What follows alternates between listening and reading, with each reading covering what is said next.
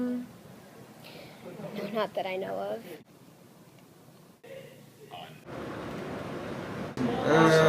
I do not. No? No.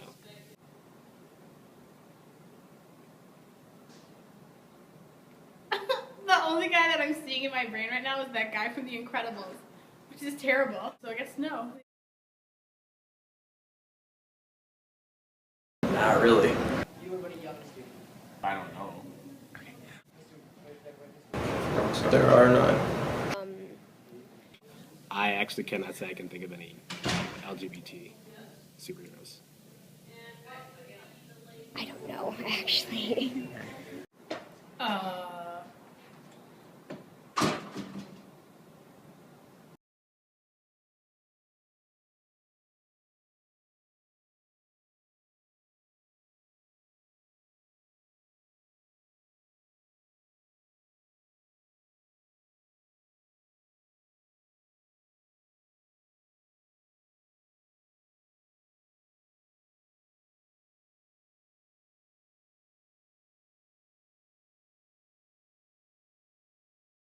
Film is just geared towards the mass media. Yeah. People have the idea, and they have like a cookie cutter image of a superhero in their mind of being, you know, the stereotypical, you know, white male. This is the first time to have like a major superhero be an Arab American, which is not seen before, and it's just something that I feel like you would only really see in like a comic book like this, and you probably wouldn't get the chance to see on film.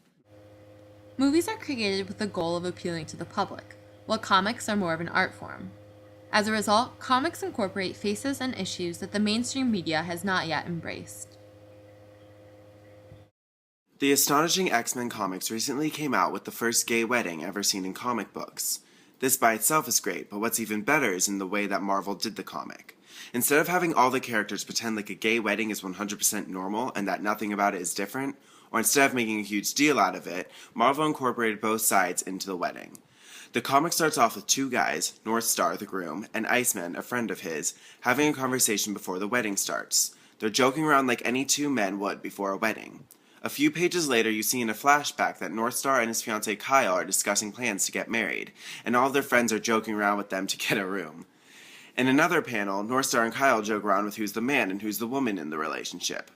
All of this is very playful and cute, and no one feels the need to point out that they aren't the stereotypical heterosexual couple. Instead, they're far from the stereotypical couple, considering that they are gay, interracial, and one happens to be a superhero while the other is human. However, later in the comic, things become a bit more realistic, and people start pointing out that North Star and Kyle aren't exactly the cookie-cutter heterosexual couple. Warbird, a friend of North Star's, expresses her disapproval with gay marriage, saying that she doesn't believe in the validity of the vows, since they aren't between a man and a woman. Later on, two of their friends are discussing whether or not this wedding is too much, and that a gay wedding is a lot to take in. Kyle's father even points out to him that the whole thing is a little weird. However, the comic ends with a successful wedding, and the two men are more than happy with their decision to wed, even though not everyone is as in love with the idea as they are. I love this comic because it shows the reality of the situation. Marvel doesn't attempt to sugarcoat it or overly explain the fact that this isn't a typical wedding. They put in a nice mixture of both, setting the stage for other comics to hopefully soon follow. Batwoman is a comic that was released by DC Comics a couple of years ago. Batwoman is a prominent lesbian character in the comic world. Originally, Batwoman was a character introduced in the Batman comics. She was a supplementary character to Batman, and she also was a straight character.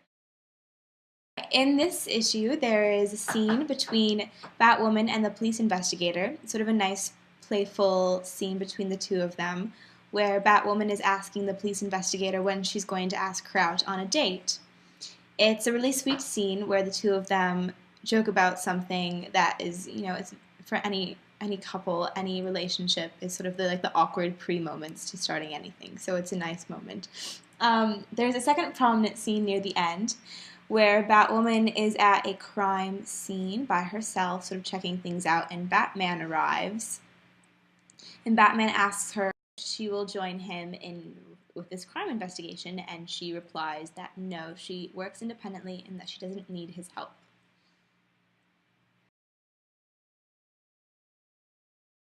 The Green Lantern series is fairly progressive, and just this month actually unveiled a new version of the Green Lantern that features the first Arab American superhero. And this comic is fascinating because it provides a really interesting commentary on 9/11 and really a critique on the way that Americans and American officials responded with racism and assumptions after the crisis. Simon is a car thief and steals a car not realizing that there's a bomb in it. So when the bomb goes off, the American authorities take him and question him in a detention center because they assume that he's a terrorist and that he has intentionally created this bomb with the goal of blowing something up. And fortunately, the current Green Lantern at the time is watching and sees what's going on and gives Simon the ring that gives him the power to be the Green Lantern, and he breaks out of this prison and becomes a new superhero. Continuing to look at the Green Lantern, I think it's interesting to consider Earth 2, which is a spin-off series that takes place in an alternate universe with the Green Lantern and a bunch of other superheroes. And in this spin-off series, the Green Lantern is gay. And so we see Alan with his boyfriend Sam. And I think this is great because it's something that you don't really see in mainstream media. The Green Lantern is a pretty big superhero. He's obviously not as large as Batman or Superman, but he's not a minor character either. And I think this just shows how progressive comic books are, that they've gotten to a point where the main character doesn't fit this default straight white identity. The Green Lantern can be gay, but he's also strong and very powerful and plays a major role in this series. It's interesting to compare the comics to the Green Lantern movie that was produced several years ago because although all of these alternate and diverse versions of the Green Lantern exist, they chose to base the movie off of the character Hal Jordan, a straight white male protagonist who is played by Ryan Reynolds in the movie. And the premise is that Hal Jordan has been chosen by a dying alien to take his spot in the Green Lantern Corps, which is essentially an intergalactic police force. And the ring, which contains all of a Green Lantern's power, has chosen the best and most fit member of Earth to join this elite force. A comic book expert and professor at Rollins College was quoted saying, "In 2011, on a planet of some 7 billion people, the vast majority of whom are minority faces, why does the best of the best have to be some white guy from Southern California?" I think it's sad that directors decided to go with this very cookie-cutter version of the Green Lantern, instead of embracing new faces in the mainstream. Another thing to consider is Hal Jordan's sexual orientation. In the very first scene of the movie, we see him in bed with a woman, so it's clear from the start that he is straight. And interestingly, his love interest, played by Blake Lively, begins the movie as a strong, independent woman, but by the end of the film, she needs protection, and Hal comforts her and takes care of her and guards her. And I think that this transformation just reinforces harmful misconceptions that masculinity is equivalent to strength, and therefore femininity is equivalent to weakness.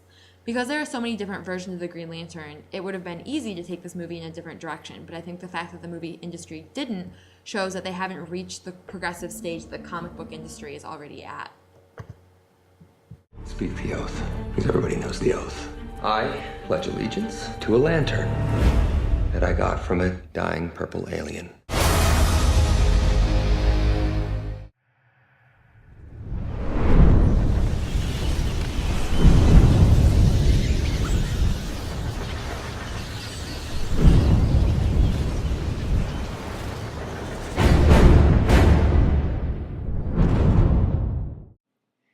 Batman began as a comic in 1939. It was created by Bob Kane and Bill Finger and produced by DC Comics. The Batman in these first comics were very different from the Batman we know in Christopher Nolan's films. The Batman Begins, The Dark Knight, and the most recent film, The Dark Knight Rises. In fact, Batman seems to differ from comic to film, specifically in the depiction of his masculinity, his personal life, his heterosexual relationships, and his sexual orientation. Beginning with queer readings of comics, people most immediately point to Batman and Robin's relationship as something that moves beyond bromance, approaching a homoerotic relationship. But I think this can be said about other superheroes and their sidekicks too, as Saturday Night Live points out in their sketch, The Ambiguously Gay Duo. But a queer reading of comics is more complex than this. Scholars have set up a sort of two-part system to thinking about characters and their sexual orientation. Susanna Mandel wrote her master's thesis for MIT about the epistemology of homosexuality in superhero comics, or on how we know what we know about characters and their sexual orientation. Mandel uses the system of connotation versus denotation as the two ways of determining whether a character is gay. Denotation means that the character's gayness has been spelled out explicitly, either by the character himself or another character. Connotation means that the reader only bases their observations on a hunch, an innuendo, or a feeling that they get from the character, the way the character acts. In Batman, from the transition from this camp style, or this very theatrical way of producing comics, to the mainstream films, the character of Batman has been manipulated. This is to make sure that the mainstream material cannot be read the wrong way. The directors of these mainstream films don't want the audience thinking that Batman is gay. The mainstream film caters to and enforces the straight, white, male identity.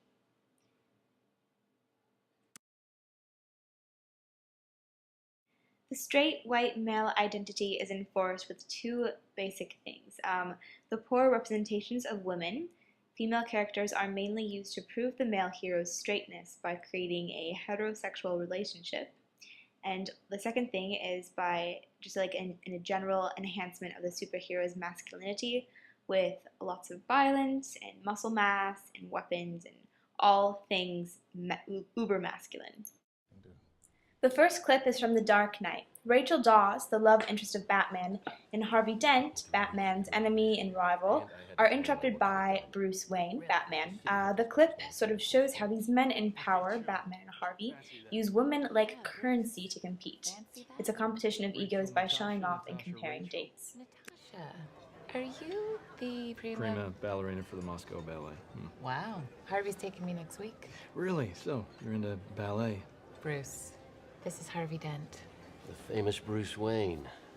Rachel's told me everything about you. I certainly hope not. So, let's put a couple tables together.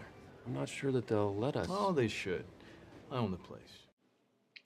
The second clip is a classic example of the damsel in distress case. This is also from The Dark Knight. In this scene, the party crash scene, the Joker targets Rachel Dawes, Batman's love interest. While the Joker holds a knife to her face and gives a monologue about how he got his scars, Rachel struggles and attempts to fight him off by kicking him, but she fails. Yet, right in time, Batman arrives to save the damsel in distress. A fight begins between the Joker's men and Batman, and at the climax of the scene, the Joker dangles Rachel out of a window, a cliché damsel in distress moment, where the straight male hero is responsible for saving the fragile woman because she was used as a battle ploy.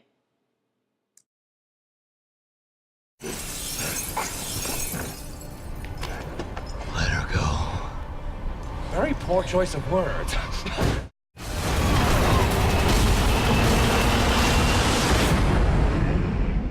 The Avengers shows a lot about the different types of masculinity that the American people like to see in films. All of the different men in the Avengers allow us to see the different types of manliness that are prominent in American culture today. Tony Stark is Iron Man, who represents the man that all men in America should want to be. He can get all of the girls in bed, he's attractive, and he is just living the high life. He's able to take control and make things right, whilst being very cocky. Big man in a suit of armor. Take that away, what are you? Genius, billionaire, playboy, philanthropist. Steve Rogers, or Captain America, is more of the traditional American idea of masculinity. He's very self-sacrificing, and he wants to do good. He is the honest man that the American culture idealizes. He is the man that all other men are judged off of. He is the embodiment of the all-American male. Doctor, I need you to come in. What if I say no? I'll persuade you. Dr. Bruce Banner is the Hulk. He represents the darker side of American masculinity. Dr. Banner. Now might be a really good time for you to get angry. That's my secret, Cap. I'm always angry. The Hulk is walking testosterone. He has a hard time controlling his temper. Dr. Banner becomes the Hulk whenever he's angry. He has to work very hard to control his anger and strength so he doesn't go around smashing things. Let me put you on hold. There's only one serious female character in the Avengers, Black Widow. She's always both emotionally and physically in control of situations. She's good at manipulating people, and she can do all of this while still wearing a dress and looking feminine.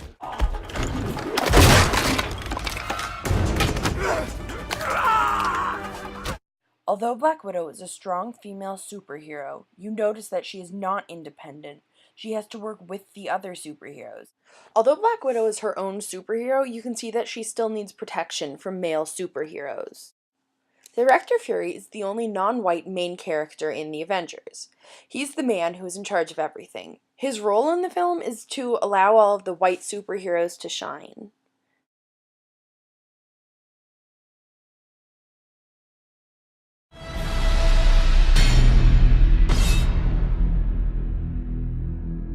X-Men: The Last Stand is a great film to look at because it has one of the least diverse casts.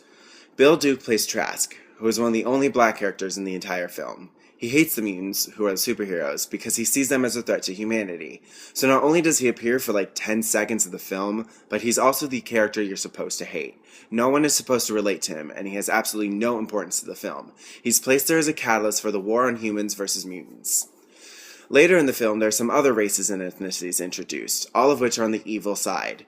There are also minor characters like Trask, and they're only placed there to serve as an army for Magneto, who's an old white dude in charge of the mutants that want to fight back against the Cure. The main characters who have been in all of the movies and who the plot revolves around are all white. The only exception is Storm, a black female. In the movie, she's played by Halle Berry, who is an already established actress known for her sex appeal. The rest of the cast is very whitewashed, and the majority of the main characters are straight men. Now, X-Men: The Last Stand's plot revolves around the Cure, which is a vaccination that can relinquish mutants of their powers.